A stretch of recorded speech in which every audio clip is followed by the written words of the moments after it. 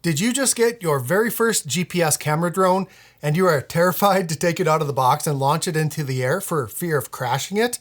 Or maybe you've gotten past that stage, but now you're looking for the best way to learn how to fly it and get the most out of it? If either of those apply to you, then stick around because I'm going to show you how to overcome those fears and get to flying and be on your way to creating beautiful aerial masterpieces. And for those of you who are worried about crashing your drone or having it fly away from you forever, I'm going to share some statistics later on in the video that will actually surprise you. So let's get started.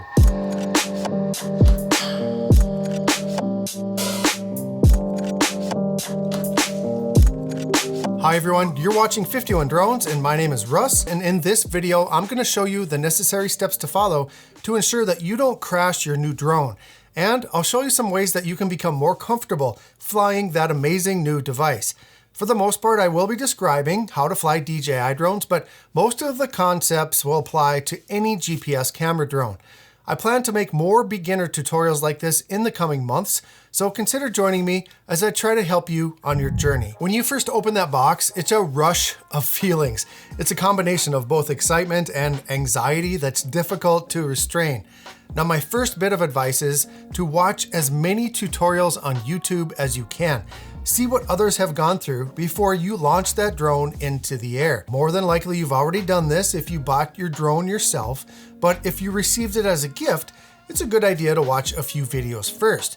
Now, you've chosen to watch this video, and that's a great start, but there are thousands of others available out there. So I'm gonna link some of the best ones in the playlist right up here, and then also down in the video description. So be sure to save those videos on your watch later list so you can come back to them for reference. The next thing that you need to do is charge up all of your batteries and then download the appropriate app.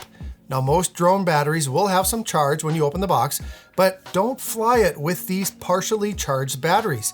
These are smart batteries, and they all need to be fully charged that first time before you use them. Even though you might be in a hurry to fly, plug them in, and then while you wait, watch some of those tutorial videos that I just told you about. After you have all the batteries and the controller charged up, turn everything on. Now, more than likely, you will be asked to update the software. Make sure you do that to ensure that you have full functionality of your drone. Throughout the time you own your drone, you will be asked to update that software periodically. I recommend doing this every time because many updates include exciting new features, keeping your experience fresh and interesting, and also your drone flying more safely. Now it's time for the fun. It's time to get those motors running and launch it up into the air. Now, you may be tempted to launch inside your home, and I cannot stress enough how bad of an idea this is, especially if you've never flown a drone before. This is actually one of the most common places that people crash their drone is inside their house. It's not only because of the confined space, but also because it may be difficult for that drone to lock on to GPS, making it very unstable. So go outside, find the most wide open space that you have available, and launch from there.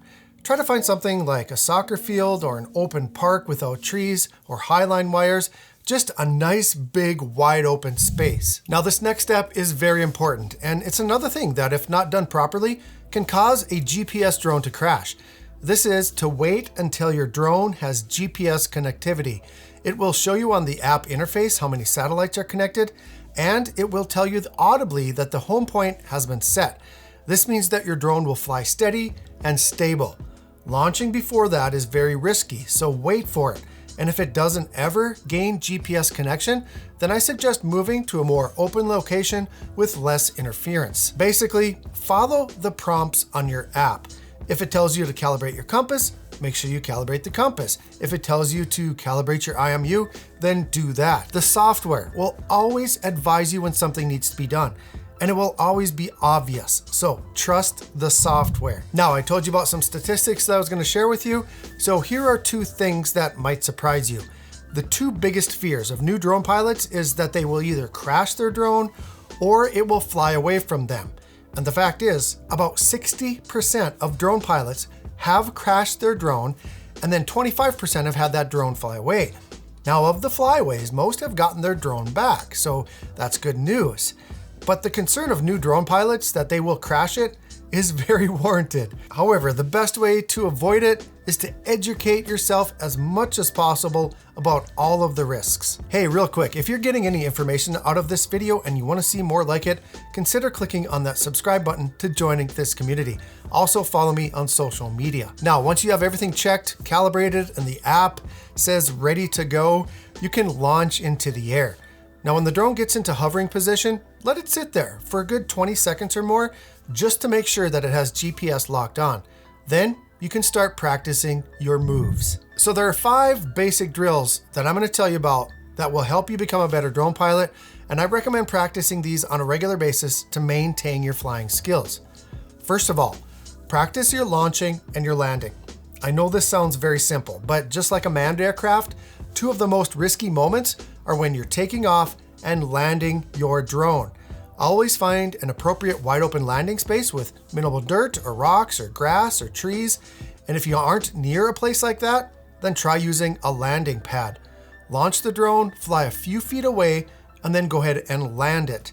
And repeat this process so you get used to how the drone acts during these moments. For the most part, the drone will safely land, but there may be times when you need to make slight adjustments as it lowers. That's why having space is so important. Next, raise the drone to about 2 to 4 meters high and use the sticks to fly in all directions. As you do this, watch how the drone moves and what it looks like as you move the sticks. So don't just watch on the screen, make sure you're watching the drone itself as you're positioning it. Having this familiarity will help you understand how the drone positions itself when it's moving in those directions. Now, do the same thing and watch this little indicator on the bottom left of the screen. That's called the attitude indicator. The position of this line will correlate with how the drone is positioned relative to the horizon. This is super useful if you're flying in windy conditions, for instance, and it will let you know how hard the drone is working as it's flying. The greater that angle, the more power your drone is using, which also means that your battery is draining more quickly. Take some time to familiarize yourself with the attitude indicator and how it can relate to how safely your drone is flying. Thirdly, one of the most confusing things about flying a drone is maneuvering it as it is flying back to you or as it's facing you. All of the controls are the opposite when the drone is facing you, and it's very important to know how to fly it in this situation. So once again, fly the drone out ahead of you, position it so it's facing you, and move it in all directions. This takes a lot of practice, so do these several times before you fly the drone too far away. Now, by far, the most difficult skill to master when flying a camera drone as a new pilot is to both fly the drone and maneuver the camera gimbal at the same time. That's why you see so many videos online from new pilots that show the drone moving and then stopping, and then the camera moving and stopping, and then the drone moving and stopping again. Now, this is the opposite of cinematic. If you want your video footage to look like the pros, you need to practice flying the drone and moving the camera at the same time. And yes, there are intelligent flight modes that can do much of this work for you, but there's nothing more satisfying than capturing something manually and then having it turn out so well. So here's what I recommend. Put your drone into tripod mode or cine mode so it moves more slowly, and then practice moving the drone in all directions while at the same time raising and lowering that camera gimbal by using the control wheel. This means that your thumbs are on the control sticks and your index finger is on that gimbal wheel. After just a few days of practice, you will become more skilled at creating cinematic video clips that you can be proud of. The last drill that I want to tell you about today that will have you on your way is to practice flying low and slow. When people first get a drone, the most common thing they want to do is get way up in the air and see as much as they can. And yes, this is fun, but it's also very one-dimensional. Eventually, you want to get to where you can fly comfortably, lower to the ground and closer to objects. Having that dynamic movement and parallax really brings the viewer into the video. It adds emotion and excitement to your projects. So, after you've become a little bit skilled at controlling your drone and you're comfortable even having it up in the air, try flying in an area that is mostly open space but maybe has one single object, like a tree or a statue or a building standing all by itself, and practice flying close to it. Again, only begin to practice this drill once you feel more comfortable flying. As you learn to create aerial video projects, you'll understand that it's really important to not only have wide, high angle views, but also those close-up views that brings motion into the video. What questions do you have as a beginner drone pilot? I want to get back to basics on this channel, and I want to help those of you getting into this hobby get the most out of your drone. I remember how uncertain I was when I started, and I want to be a resource for you. So consider joining the community, and also find me on Instagram, Twitter, and TikTok, where I post additional fun content that you won't see right here on the channel. Hit that thumbs up button if I did help you in any way today. Thank you for watching the entire video. Have a great day, and as always, fly safe and fly smart. Having this familiarity having this